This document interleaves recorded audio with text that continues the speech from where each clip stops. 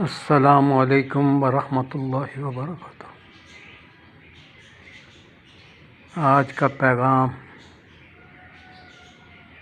پوری پاکستانی قوم کے نام۔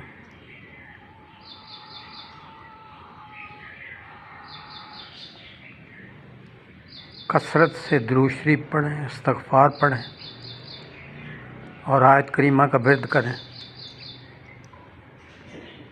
تاکہ ملک کے اندر پائی جانے والی بے برکتی نحوستیں ختم ہوں، برکات کا نزول ہو، اللہ تبارک و تعالیٰ کی رحمتوں سے ہم مستفید ہوں،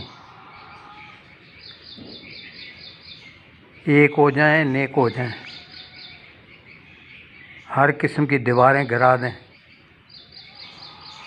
فرقہ واریت ختم کریں، ایک سوچ کر لیں، پاکستانی قوم بنیں جس کا خواب ہمارے بزرگوں نے دیکھا تھا۔ اس وقت ایک عجیب کیفیت ہے، میرے جیسے لوگ خال خالی رہ گئے ہوں گے جنہوں نے پاکستان کو بنتے دیکھا ہے اور اس کی شکل بگڑتی بھی دیکھی ہے۔ ایک خطہ ہر لحاظ سے بے نظیر و بے مثال ہے، لیکن ہم نے اس کا حلیہ بگاڑ دیا اپنے کردار سے، اپنے اعمال سے، اپنی سوچ سے۔ کہیں سیاسی انتشار ہے، کہیں مذہبی انتشار ہے، کہیں معاشرتی اور کہیں طبقاتی۔